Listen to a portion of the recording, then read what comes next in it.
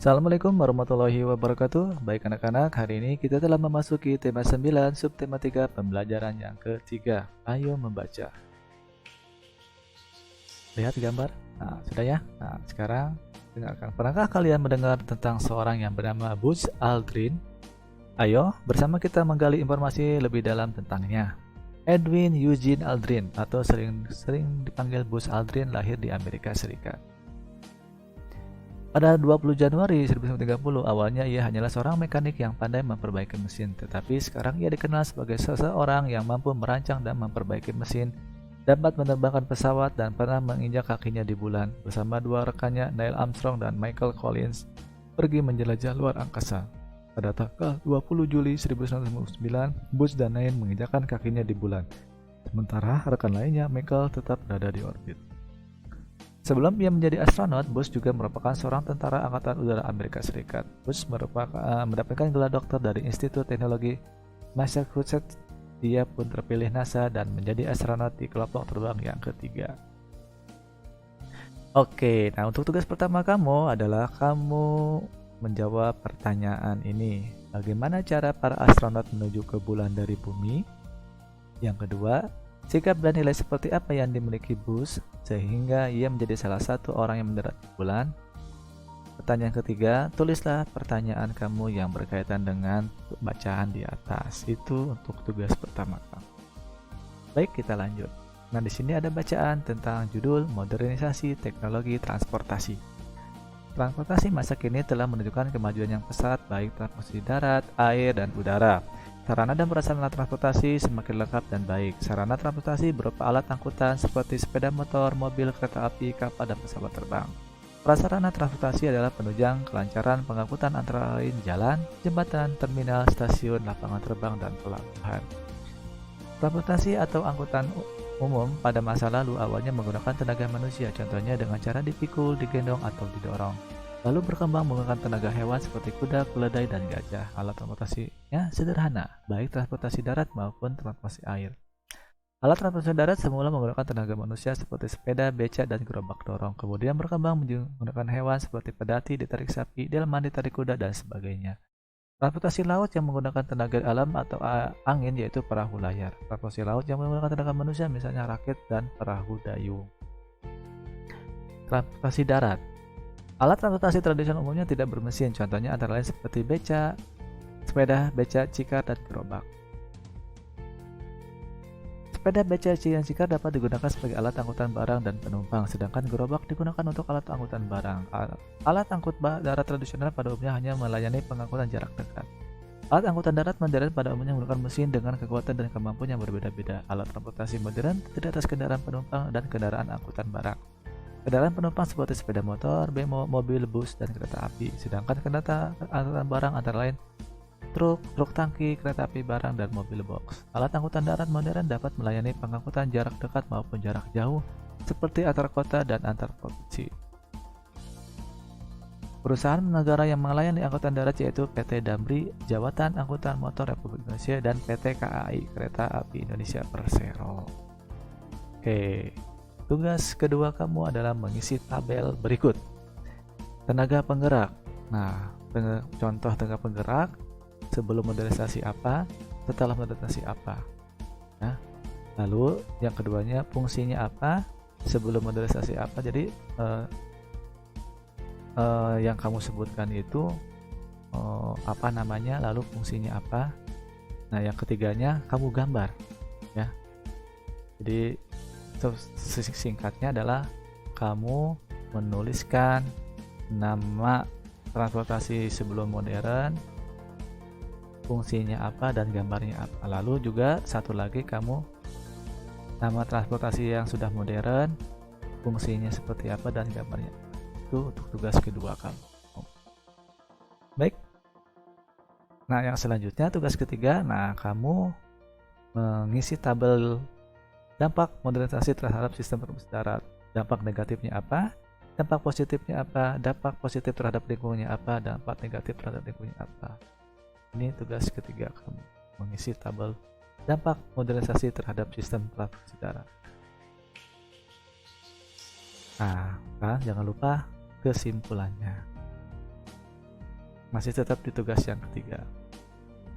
Baik, kita lanjut. Nah, ini ada bacaan dengan judul Wisata Batik Trusmi oleh Hamidah Jauhari.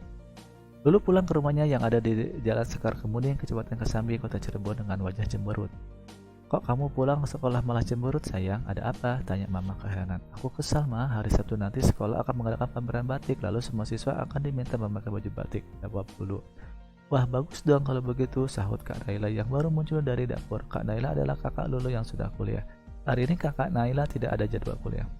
"Batik itu kan khas Indonesia. Kalau kita sedang memakai batik, artinya kita sedang melestarikan budaya Indonesia," lanjutkan Nila. Tapi Lulu masih saja cemberut. Rupanya Lulu tidak suka memakai batik. Menurut pikirannya, batik itu hanya dikenakan oleh orang dewasa. Anak-anak sebenarnya tidak cocok memakai batik. "Begini saja," usul Mama, "bagaimana kalau nanti sore kita berwisata ke batik? Ke Trusmi, wisata batik?" tanya Lulu keheranan. "Wah, itu ide bagus. Aku juga mau beli batik ya, Ma," ujar Kak Nila bersemangat. Mama tersenyum dan mengganggu. "Tentu kita pergi bertiga nanti." Sorenya, Lulu pergi bersama Mama dan Kak Naila ke desa Trusmi di Pleret, Cirebon. Mereka bertiga pergi dengan menggunakan alat angkutan perkotaan. Di Trusmi memang terdapat banyak toko yang menjual berbagai jenis batik. Cirebon adalah salah satu kota penghasil batik di Indonesia. "Oh," kata Mama sambil mengajak Lulu dan Kak Naila memasuki salah satu kota batik. Lulu hanya mengangguk. "Benar," sahut Kak Naila, "di Trusmi ini pusat batik Cirebon." Lulu pun diajak melihat beberapa jenis batik, termasuk salah satu motif batik khas Cirebon yang dikenal, yaitu motif batik Megamendung. Motif batik yang berwarna awan ini membuatnya kagum. Dia memang suka dengan benda-benda langit dan segala sesuatu yang terkait dengan langit, termasuk awan. Lulu melihat motif itu dengan warna-warna yang menarik, bahkan ada warna hijau muda kesukaannya. Motif awan dengan gradasi warna dari warna putih berlapis-lapis menjadi warna hijau muda. Beberapa kali Lulu memegang kain batik itu, ia enggan beranjak di tempat itu. Di toko itu juga dijual beberapa jenis pakaian anak yang terbuat dari kain batik. Ada yang berupa celana, rok, dan baju lengan pendek, lengan panjang, dan gaun. Lulu sangat tertarik melihat pakaian batik untuk anak-anak itu. Ia ini menjadi tahu kalau kain batik bisa juga dijadikan pakaian anak-anak yang menarik. Apalagi ia melihat ada satu gaun anak dengan motif Megamendung berwarna hijau muda kesukaannya itu. Lulu berpikir ia akan terlihat cantik dengan gaun itu. Segera ia meminta ukuran yang pas untuk ukurannya dan mencoba di kamar ganti. Benar, Lulu senang sekali melihat bayangannya di cermin menggunakan gaun batik motif Megamendung berwarna hijau muda itu. Segera ia meminta mamanya untuk membelikan untuknya. "Pilihan yang cantik, Lu. Kamu memang terlihat cantik dan anggun dengan gaun batik itu," kata Kak Naila setelah ia mengetahui pilihan Lulu. "Lu tersipu, aku boleh dibeli yang ini kan, Ma?" kata Lulu, tanya Lulu kepada mamanya. "Tentu saja boleh, tetapi kamu bilang kamu tidak suka dengan pakaian batik. Kamu bilang pakaian batik hanya dikenakan orang dewasa seperti Mama dan Kak Naila," udah Mama. "Sekarang tidak lagi," ilah Lulu sambil tertawa. "Aku suka motif batik di sini, Ma. Apalagi yang berwarna cerah. Motif Megamendung ini akan selalu mengingatkan aku tentang langit dan segala yang ada di sana. Aku pasti bangga mengenakannya," kata Lulu. "Wah, adikku jadi bangga betul dengan batik pilihannya," godaku. "Iya dong, Kak," kata Lulu tidak mau kalah. Mama dan Kak Naila tertawa sambil menggelengkan kepala melihat ulah Lulu. Baik, selanjutnya. Nah, ini tugas yang keempat, kamu mengisi tabel berikut. Nah, judulnya apa? Pengarangnya siapa? Cerita awalnya bagaimana? Cerita tengahnya bagaimana? Cerita akhirnya bagaimana? Itu tugas keempat kamu. Oke, baik, kita lanjut. Nah, ada bacaan selanjutnya dengan judul Dampak Persatuan dan Kesatuan Terhadap Diri Sendiri. Berbagai peristiwa persatuan kesatuan terjadi sekitar kita dengan atau tanpa kita sadari. Setiap peristiwa tersebut memberikan dampak terhadap sekitarnya, baik individu, masyarakat luas maupun terhadap bangsa dan negara maupun kepada masyarakat. Salah satu dampak peristiwa persatuan dan kesatuan terhadap diri sendiri adalah munculnya sikap tenggang rasa dan rasa senasib sepenanggungan. Ketika berbagai pihak bersepakat untuk menyatukan tujuan bersama, setiap anggota akan merasa diuntungkan karena tujuan bersama mereka tercapai. Salah satu peristiwa persatuan kesatuan yang terjadi di Pasar Batik Trusmi, Cirebon. Pada awalnya usaha batik terancam bangkrut karena para pengrajin, produsen, dan pemerintah daerah bekerja sendiri tanpa saling bekerja sama. Dalam suatu kesempatan beberapa pihak terkait tersebut melakukan musyawarah untuk mencapaikan pendapatnya guna semakin mengembangkan usaha ini. Pada akhirnya tercapailah kesepakatan agar setiap pihak terkait bekerja sama untuk tujuan yang sama, yaitu meningkatkan nilai jual batik Trusmi tersebut. Para pengusaha dan pengrajin batik di Trusmi mendapatkan bimbingan dari pemerintah daerah. Mereka mendapatkan bimbingan dalam hal memahami masalah hukum dan hak cipta dan teknik membatik yang efisien dan efektif. Kemudian pemerintah daerah juga membantu meningkatkan kualitas jalan menuju sentra produksi batik. sehingga memudahkan pembelian untuk mendapatkan batik. Pada saat yang sama, pemerintah daerah mendapatkan masukan dari pajak penjualan dan pajak daerah dengan semakin meningkatnya produksi dan kunjungan warga ke pasar-pasar batik Trusmi. Dengan demikian, setiap pihak mendapatkan manfaat yang baik dengan peristiwa persatuan kesatuan tersebut. Oke, baik, untuk tugas yang kelima sekaligus tugas yang terakhir yaitu menjawab dua pertanyaan. Pertanyaan pertama, peristiwa persatuan ya, bukan peraturan, persatuan kesatuan apa yang dijelaskan dalam bacaan di atas. Pertanyaan kedua, bagaimana dampak peristiwa tersebut terhadap setiap pihak yang terlibat.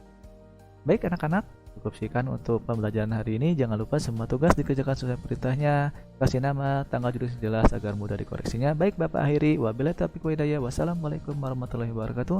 Kita berjumpa di materi yang selanjutnya.